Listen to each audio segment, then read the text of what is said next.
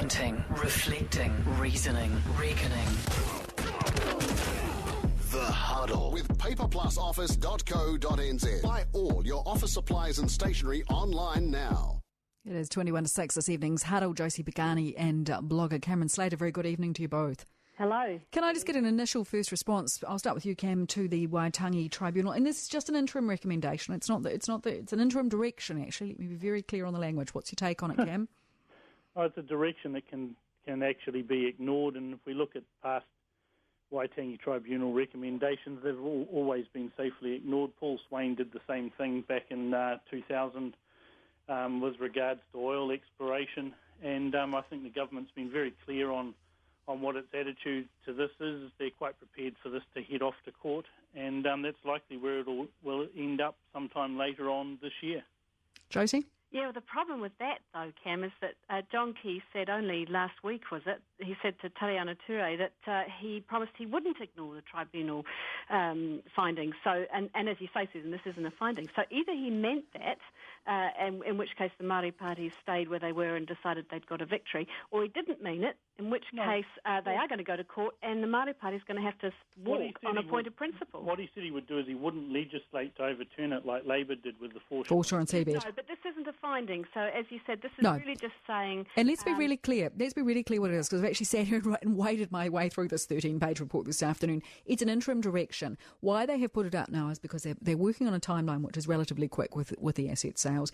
The report on stage one, so it's a two-stage process, if you like, the Māori Council, before the tribunal, they will have a report out in September on this stage one, which will be the direction. But this certainly gives us a clue, Josie, as to which direction they are heading. That's right, because what they're actually saying is that if the Crown is going to alter the nature of the shareholding in these publicly owned energy companies, then it's going to be very hard to alter or to right a wrong in the future without impinging on somebody else's property rights if you've already sold it. So that's the problem. The second interesting thing politically, though, is that if this is delayed, and let's say that John Key decides he will delay it, because I think it's going to be, it'll go to an injunction anyway, it's possible that the anti-asset sales petition that the Labor and Green Party and Grey Power have been taking around the country could be presented before the first sale, in which case you might actually end up getting a referendum. No. Look, this is just... a non-binding referendum. Yeah, well, this is just... all this is basically working out how much money the Taniwha is going to need to be assuaged from, being angry at things, and that's what it always comes down to. Well, I'm not sure that's fair, Cam, because actually in here there is an acknowledgement of rights over water. We're not talking ownership, but there's an acknowledgement of rights. And this report is being very careful to talk about the relationship between the Crown and Māori, the mana of the relationship, not just one way, but both ways. And if you think of it, if you were a farmer, if you think of it as a farmer and take race out of it, you do have a relationship with the rivers and streams on your farm. It's quite different to the foreshore and seabed, I think, which is just this amorphous mass of water. But if you're a farmer, you rely on that water. There are certain laws about whether you own the streams, but not a river that's navigable, that you can navigate on. So it is actually a lot more complex. And you can't just ignore property right. That's the thing. You wouldn't if it was a farmer. You can't here either. Well, you can't take property rights from people either.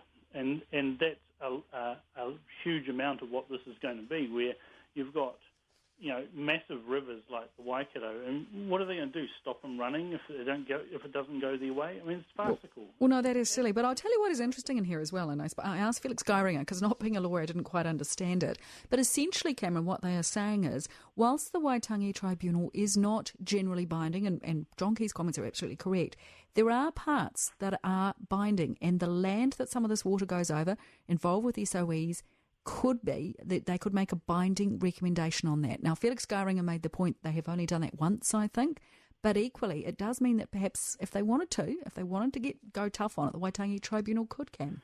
Sure, but it'll end up in the same place that oil and gas rights happened in 2000.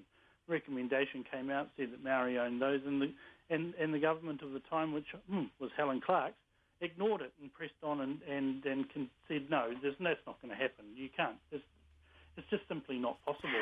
I think it's very rare to use that clause where it suddenly becomes binding. But the point is, you can ignore non-binding recommendations at your peril, as Muldoon found out in the Think Big projects, where he ignored a non-binding recommendation that he shouldn't put pollution into the sea from one of his Think Big projects, and the public turned on him. So, pollution is I think a bit different from wanting to charge for water flowing through dams, isn't it? But I think one of the reasons we have the Waitangi Tribunal, don't forget, is so that we can say to, if a hapu occupies a bit of land or something, we can say, okay, pack up your tents and get off the land and go and get in the queue for the Waitangi Tribunal and prove you've got a claim. And so it's a very important, something that takes the tension out of Māori and Pākehā relations. And so Cameron, how big a deal is this politically? I think it's quite big. How big do you think it is? I don't think it's very big at all. I think that what is going to happen... Hang on, how can you say that when we know there's a lot of people against asset sales? This seems to me another sort of nail in the coffin of the asset sales, if you like. It seems like a big deal. Asset sales are going to happen. It's not going to be stopped in any way, shape or form. Well, who's going to buy it if you've got a claim on it that's a mess and you've been told to delay it until it's sorted? At all. I mean, it's just patently ridiculous. For a start, it's a hypothesis based purely on greed, really, to say that they want to claim for water. Which water are they claiming? Are they claiming? But all of that aside, all you've got here, Cam, all the Waitangi Tribunal have said is just wait until we've had a proper look at it and we do a full report. We can't till the end of September. It's not that long. We've got an economy to get on our feet, and we want to hold everything up just because some people want to. Back the Taniwha up with the money truck? No, but if you get the price wrong, on the shares, then the government is going to look really idiotic, because either if it's sold too low, then you look like you've done a garage sale. If the price is too high for the shares, then you look like you've outpriced the mums and dads and local New Zealanders. So it's a real problem for John Key. If he doesn't delay it, it's a problem. All right, we'll take a break there. Josie Pagani, Cameron Slater come back in just a moment. 14 to 6. It is 12 to 6, the Huddle this evening. Josie Pagani and Cameron Slater. And interesting, Bob McCroskey coming out today and saying, you watch gay marriage, it could lead off to polygamy, Josie. Yes, I know. It just... You're groaning, Cam. Are you worried about that too?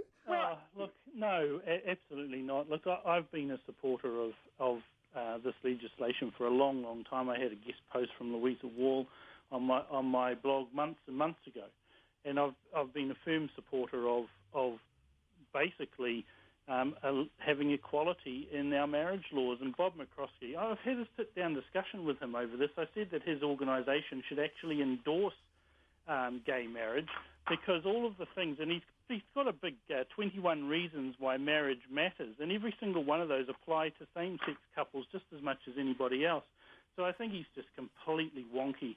Yeah, I mean, exactly, Cam. He's just trying to find an argument against it, really. Because the social mores and norms in this country are not for, 3 or 4 wives or husbands on the go at once. We are, marriage means 2 people. Is one they bring up all the time in the United States. But you have a look at all of the countries that have legalised same-sex marriage.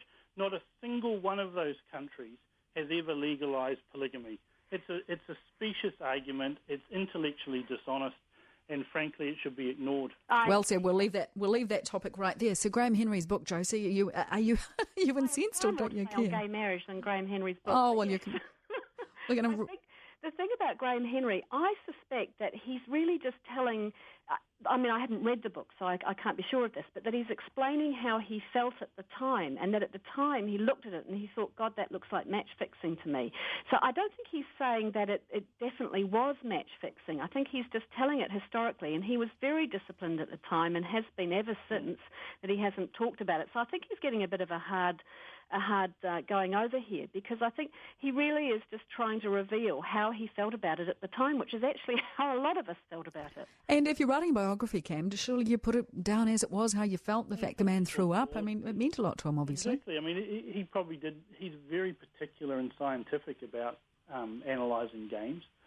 He's found something that's anomalous. He's raised it at the time through the correct channels. They've said, no, pull your head in. He's pulled his head in, kept his silence until he's out of the game. And so he's written a book. I can't see the big deal here. And don't forget, at the time, he was given the award for fair play, I think, wasn't he, for his behaviour after the match. So he was exemplary then, and he's got every right to tell his story now. Do you realise you two have just agreed on two subjects? Two subjects, Cam. I'm worried about you both. Oh, well, Perhaps you're spending too much time on the radio talking to each other. Sorry. I watch the Olympics. I find the Olympics yawn-inducing. I really want to see a full Olympics, full noise, as many drugs as possible. Oh, you're terrible. Oh, you just want a crisis and drama. And look, I watched the Olympics, and to me, it looked like, I felt like I was looking at a page in my kid's Where's Wally book. You know, the detail in that village green where you had people playing cricket and people dressed in smocks over here. And the sport's great, though, Josie. The gymnastics has been amazing. The rowing's fantastic. I know you two won't agree with me. That's good. No, that is great. It's wonderful. And they fall off the bars and, oh, goodness me. We've got to leave it there. Josie Pagani and Cameron Slater. It's 9 to 6. We'll talk a bit of sport next.